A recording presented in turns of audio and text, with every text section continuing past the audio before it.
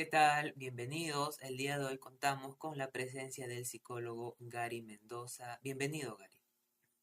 Muchas gracias, Eduard. ¿No? Me gustaría que nos puedas comentar, por ejemplo, cómo es que decidiste tú estudiar esta carrera. Ok, es una pregunta, Eduard, muy interesante. Y fue la verdad no fue una decisión totalmente entera desde que estaba en el colegio, ¿no? Porque normalmente cuando estás en quinto de secundaria ya tienes más o menos una proyección de lo que quisieras estudiar o no, ¿no? O a qué te vas a dedicar para tu vida en general. Pero lo peculiar fue que yo antes de ser psicólogo estudié ingeniería, algo que no concuerda mucho con lo que profeso ahora, ¿no? Estudié ingeniería en la Universidad Nacional de Piura. Sin embargo, debido a muchas huelgas, a malas gestiones que normalmente hay en las universidades públicas, lamentablemente en nuestro país, pues desistí de estudiar porque estudié un año, pero fue como si estudiara menos de medio ciclo, ¿ok? Porque había muchas huelgas. Entonces, frente a esa desazón, pues decidí irme a Lima y fue allí en donde, por azares de la vida, conocí a una doctora, una psicóloga que tenía una clínica en adicciones, ¿no? Y me propuso trabajar con ella, me propuso ir a su institución y pues desde ese entonces, que fue que el año 2015 hasta la fecha, pues no me pude salir del campo de las adicciones. Ya cuando ahí laboré un año, en el 2016, fue que ya a finales de, más o menos por estas fechas, ¿ah? Qué coincidencia, más o menos por estas fechas, ya finalizando el año, yo ya quería estudiar algo, que pues estaba joven y todo. Entonces, opté por estudiar psicología porque me gustó mucho el trabajo que hacían con los chicos, porque era una institución de varones. Y pues también me di cuenta que servía mucho para trabajar con personas que tienen este perfil, ¿no? Dar indicaciones, hacer que ellos acaten las normas de la institución. Yo tenía un estilo de vida muy sano, ¿no? Yo practicaba muchísimo deporte, me levantaba temprano, cosas por el estilo, ¿no? Entonces era un perfil que se buscaba para este tipo de trabajos. Y pues ahí opté por estudiar psicología y pues vine a Chiclayo a estudiar en la Universidad Santo Toribio de Mogrovejo y pues todo el tiempo que estaba estudiando igual hacía prácticas o trabajaba en comunidades terapéuticas porque yo sentía que era muy bueno en lo que hacía en el campo de las adicciones. Y bueno, hasta acá me tienes, pues no, sigo trabajando en este campo. ¿En específico trabajas con algún tipo de adicciones? Adicciones, bueno, se subdividen en dos grupos, ¿no? Adicciones a sustancias y adicciones comportamentales. Trabajo con ambos grupos. No te podría decir con qué grupo específico, sino que está muy condicionado por la prevalencia de consumo en las instituciones o en los lugares en los que he elaborado, ¿no? Cada lugar, por su idiosincrasia, tiene ciertas peculiaridades, ¿no? Por ejemplo, en la ciudad de Chiclayo es más frecuente la atención a mujeres que en varones, algo que también trabajé en Trujillo, fui director de una clínica en el año 2023 y atendía y era el consumo más prevalente en varones que en mujeres, ¿no? Cada lugar tiene su peculiaridad. ¿Y cómo definirías tú una adicción? Es una pregunta debatible, la verdad. ¿Por qué debatible? Porque investigaciones actuales debaten la definición del término que da la OMS, ¿no? Que una adicción es una enfermedad crónica del cerebro, ¿ok? Entonces, haciendo énfasis a esa cronicidad, entonces estaríamos perdón, a un postulado que imposibilita la recuperación de una persona. Entonces, verdaderamente es así, una persona que tiene adicción, toda su vida va a ser adicto. ¿Cómo yo podría definir la adicción? Creo yo que me ajusto mucho a los factores contextuales en circunstancia y tiempo. La verdad, puede ser un problema asociado a la ingesta de algún estupefaciente o a la aparición de una conducta compulsiva adictiva en un momento determinado de la vida de una persona. Creo que si visualizamos las adicciones desde esa perspectiva, suena incluso un poco más alentador para nosotros los terapeutas, porque imagínate que te digan, oye, lo que tú vas a tratar es crónico, no tiene cura. Entonces, ¿qué sentido tiene ser especialista en esta área, no? Si voy a combatir con algo que nunca va a desaparecer, es ilógico. ¿Y cuáles serían los factores que suelen influir en el desarrollo de una adicción? Mira, es interesante también. Las adicciones, como muchas enfermedades de salud mental, tienen una influencia multicausal, ¿ok? No existe un factor determinante que pues diga, ¿no? Esta persona que atravesó ciertas circunstancias o que tiene ciertas características va a ser una persona adicta, ¿no? O que consume sustancias o que tiene comportamientos compulsivos de juego, ¿no? Por ejemplo. Sino que en mi experiencia podría decirte que el factor familiar es una de las variables o de los fenómenos existentes, sobre todo la disfunción familiar o la violencia intrafamiliar en todos sus tipos, que influye mucho en la aparición de conductas adictivas. Ahora, lo paradójico es que muchas personas también que han tenido este mismo de circunstancias o han vivido bajo estas mismas condiciones, nunca llegaron a consumir sustancias, ¿no? Entonces, por eso no es un factor determinante. Los predictores que sí te podría indicar que podrían indicar que una persona tiene más predisposición que otra a tener conductas adictivas o emitir conductas adictivas en etapas posteriores, son aquellas que tienen tendencias impulsivas de personalidad. No trastornos, no tendencias impulsivas de personalidad. La carencia de control de impulsos, una carencia de estrategias de afrontamiento o estrategias de afrontamiento insalubres, podrían ser una aproximación predictora a entender pues que probablemente la causística de las adicciones deba ahondar más en esas investigaciones con esas variables.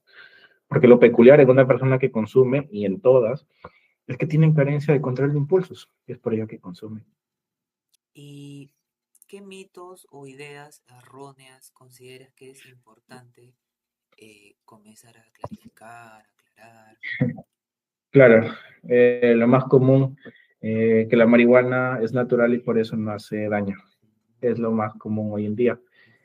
¿Por qué es importante entender eso? Porque muchas investigaciones han indicado pues que la marihuana produce efectos psicóticos en una persona. Más del 70% de los delitos violentos, por ejemplo, están asociados con personas que tienen algún tipo de adicción. ¿Ok? Entonces no es coincidencia que pues se tengan o existan tendencias equívocas en el pensamiento coloquial, el pensamiento común de las personas. Creo yo que el consumo de cannabis, de marihuana, precisamente tiene esa connotación, ¿no? Porque se cree que es una droga inofensiva por ser natural, cuando pues en la práctica clínica das cuenta que pues no, pues es todo opuesto. Creo que el factor vulnerabilidad influye mucho en ellos, ¿no? Que tan tolerable sea una persona a ciertas sustancias que otras. Pero sí, creo que es uno de los pensamientos o de las ideas o de las falacias que debemos empezar a eliminar, pues, ¿no? Lógicamente. Ujú. Bien. Y en el proceso de recuperación, ¿cuál es el papel que juegan la familia y el entorno? Importantísimo, es crucial. No puedo decirte determinante, pero sí puedo decirte casi determinante. Eh, si bien es cierto, la mitigación o la eliminación de las conductas adictivas están pues netamente influenciadas por la persona que padece de las conductas. Pero imaginemos que esta persona no cuente con apoyo dentro de su contexto, ya sea familiar o social, ¿no? La probabilidad de cambio disminuye mucho. Pero si se cuenta con esos factores, la probabilidad de cambio aumenta. Entonces, el papel que juega la familia, también hay investigaciones, es muy crucial en el proceso de recuperación.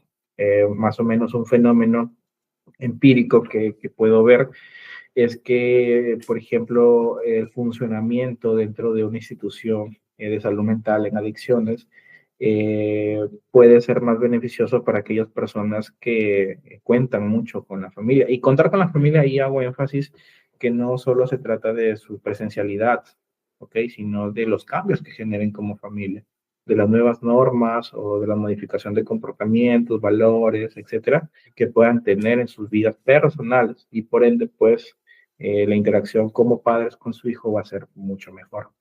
Si es un factor clave de recuperación, sí, por supuesto, influye muchísimo. ¿Y cómo se aborda una recaída dentro del proceso terapéutico? Eh, Mira, depende. Y es depende de quién leas o a quién leas, ¿ok?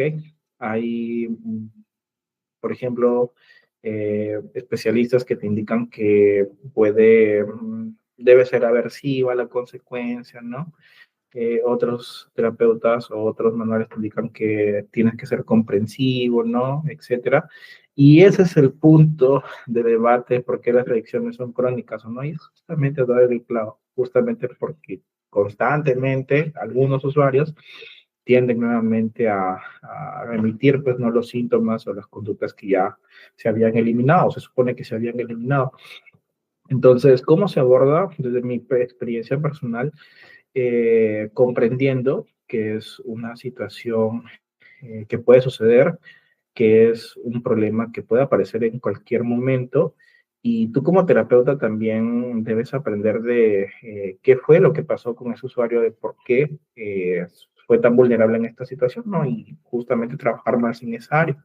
Entonces, ¿cómo se debe abordar un proceso como este? Mucha comprensión en principio, entender que ningún proceso o ningún cambio es lineal y que un altibajo pues no totaliza todo el proceso. ¿Cuáles son las señales tempranas que pueden alertar sobre una posible adicción en adolescentes?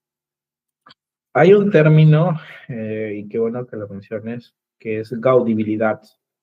Ok, es básicamente un predictor de consumo de sustancias. La gaudibilidad puede más o menos definirse como esa normalización que puede tener un adolescente, sobre todo en adolescentes, sobre las creencias, sobre el estilo de vida, sobre el disfrute principalmente. Entonces, hoy en día, por ejemplo, no está muy normalizado que para divertirte, ¿ok? Tienes que tener emociones muy intensas. En algún punto, esa tendencia a sentir las emociones intensas o a situaciones intensas como tal, puede buscarse el consumo de sustancias. Entonces, bueno, normalmente se cree que pueden ser otras cosas o pueden ser otros constructos u otras variables, pero lo que te estoy mencionando, la gaudibilidad, es un modulador más científico, más técnico, que pues se debe indagar más a fondo, ¿no? Hay instrumentos que miden la gaudibilidad en adolescentes, sí, por supuesto, los que tienen índices elevados de gaudibilidad tienen una tendencia más o una posibilidad más alta a ser consumidos en etapas posteriores o en años futuros. ¿Qué estrategias recomendarías para los contextos escolares o comunitarios con adolescentes? Exacto, qué bueno que lo menciones. Eh, la prevención es la clave. La intervención es muy, muy difícil, y más eficaz y más eficiente es la prevención de consumo de sustancias. Lo que yo pediría en sí es que los psicólogos que no entienden de qué trata esto o de que no entienden de qué es un programa preventivo basado en evidencia científica que funcione, no lo hagan, no lo hagan. Suena así de duro, pero me he topado con casi todos los colegios que he ido, con psicólogas educativas o practicantes de psicología educativa que hablan de las drogas porque quieren evitar el consumo de drogas, cuando los manuales de prevención de consumo de sustancias te indican que debes evitar la iatrogenia, que es básicamente crear más bien un problema que una solución. Pues a veces, coloquialmente, ¿no? La gente dice, ¿no? Oye, ¿sabes qué? Háblale de drogas a este muchacho porque parece que va a consumir, ando consumiendo para que lo asuste.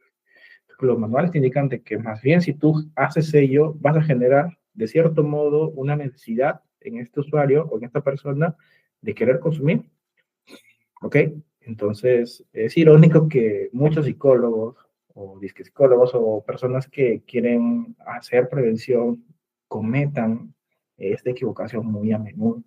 Entonces, lo que yo sí pediría es que si quieren hacer un programa preventivo en entornos escolares o comunitarios, primero se capaciten sobre qué es un programa preventivo. Que de hecho hace poco di una conferencia sobre ello, una ponencia, perdón. Hay un material disponible en donde se indican los programas preventivos ya están hechos.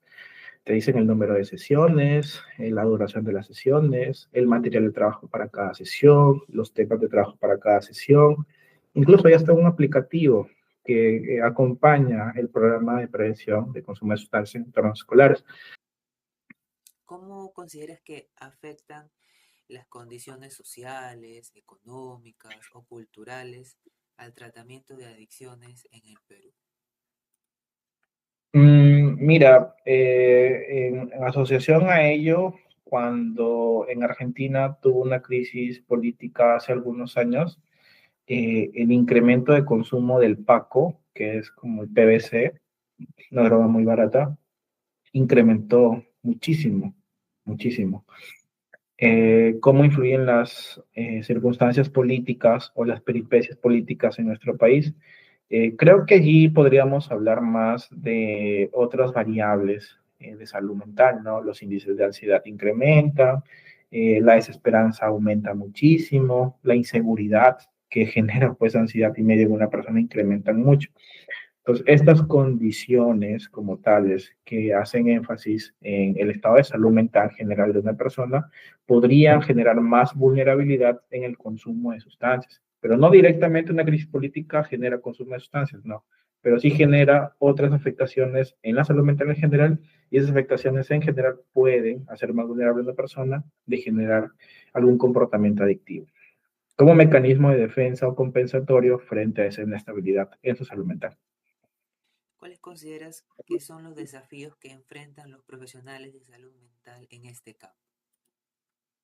En adicciones, uno que la capacitación es muy escasa. Es hasta, mira, cuando yo estaba en la universidad no existía un curso de psicología en adicciones. Eh, yo era una persona que cuidaba mucho esa parte de mí, ¿no? Porque el campo estaba muy mal visto, estaba asociado con delincuencia, con... Eso es para las personas que no tienen miedo, digamos así, ¿no? Dentro de los psicólogos. Creo yo que en principio eliminar esos estigmas y esos estigmas como tal y esas etiquetas que se tienen sobre el campo en sí. Sí, de hecho, es un campo bastante difícil. El perfil del psicólogo en adicciones tiene que ser distinto, ¿no? Ocasiones tenemos que ser muy confrontativos para evitar, pues, ¿no? Las adicciones, ya que mencionamos ello, son del nivel de emergencia uno. Es decir, una persona puede morir desmayándose fácilmente. Entonces, si es necesario tener más ímpetu, ser más autoritarios en ocasiones para salvar una vida, pues hay que hacerlo, ¿ok? Y si no se tiene ese perfil, pues entonces tal vez no la hagas mucho en este campo. Creo yo que la capacitación y la formación en adicciones a nivel nacional es muy escasa. Hace un año aproximadamente capacité, no voy a decir lugar, pero tuvimos que capacitar con un colega de Trujillo a todos los trabajadores de salud mental de una ciudad en específico, ¿no? Y habían magísteres, doctores, ¿no? Que eran mucho mayores que yo soy más joven que ellos, pues, ¿no? Y me sorprendió mucho el nivel de conocimiento que tenían sobre justamente lo que ellos hacían, porque eran del área de adicciones. Me sorprendió mucho. Entonces creo yo que uno de los desafíos que enfrentan las personas que desean desempeñarse en este campo es que la posibilidad de capacitación es muy escasa y los lugares que sí capacitan bien son muy costosos, ¿no? Felizmente algunos, yo sigo constantemente capacitándome, actualmente llevo una maestría en la PUC, ¿no? Con profesores que son de muy alto nivel y pueden informarte y darte información que sea muy verídica, muy eficiente, ¿no? Pero hay muchos que no tienen esa formación y lamentablemente sus intervenciones no van a ser tan eficaces, ¿no? Entonces creo que los desafíos que enfrenta el panorama nacional es eso. Y que de hecho también, te comento, a nivel nacional, solamente personas diagnosticadas, o sea, que han ido al psiquiatra y se han diagnosticado por consumo de alcohol, son 2.5 millones de personas, solamente por alcohol y los centros comunitarios de salud mental solo pueden atender a 80.000 personas en el campo de adicciones. Entonces hay una brecha enorme de personas que no pueden ser atendidas y hay personas en los centros comunitarios que no tienen la formación de vida y que atienden. Y lamentablemente eso es iatrogénico. Entonces, creo que sí, ese es el desafío nacional sobre el panorama de la psicología en adicciones. ¿Qué cambios consideras tú que serían necesarios para mejorar la atención a personas con adicciones? Psiquiatría. Tengo que aceptar ello, ¿no? El tratamiento farmacológico es muy necesario y muy útil para ese tipo de casos. Y en provincia hay una escasez de psiquiatras muy grande, no, no hay muchos, la verdad, ¿no? Acá, por ejemplo, en todo Lambayeque me parece que hay entre 14 a 18 para más de 1 millón de personas, ¿no? Y psicólogos formados en adicciones son aproximadamente, según fuentes confiables, 20, ¿no? Para tantas personas, ¿no? Entonces, creo que la psiquiatría es un campo que sí ayuda mucho en el tratamiento integral de una persona con trastorno por consumo de sustancias o trastorno por cualquier tipo de comportamiento adictivo. Y pues sí, debe haber una unión integral o una interacción integral entre ambos campos para pues justamente mejorar la salud mental de una persona que se encuentra con este problema. Para pasar a la última pregunta de esta entrevista, me gustaría que puedas compartir un mensaje para las personas que están atravesando algún tipo de adicción. Bien, ok. Solamente de hacer mención de que cualquier circunstancia o problema que puedan estar atravesando en su vida no va a desaparecer si siguen consumiendo. Que nada más están empeorando su circunstancia, su situación. Entiendo que es muy difícil salir de ello, pero si buscan dentro de ustedes mismos, encontrarán que existe una parte de ustedes que no desea estar así y que desea eliminar ese tipo de comportamientos o a esa persona que se han convertido. Pero véanlo como una historia más, como un capítulo más de su vida y que ustedes son los ejecutores de los próximos capítulos de la misma. Así que les invito a que escriban cosas bonitas. Muy bien, Gary. Entonces, nuevamente agradecerte por haber estado en esta ocasión con nosotros y por todo el conocimiento que nos has compartido el día de hoy. Muy bien, Eduardo, te felicito igual por estos espacios que son interesantes, son útiles y necesarios y esperemos pues que la divulgación sea masiva en la medida del tiempo, ¿no? Muchas felicidades por este proyecto y por esta iniciativa.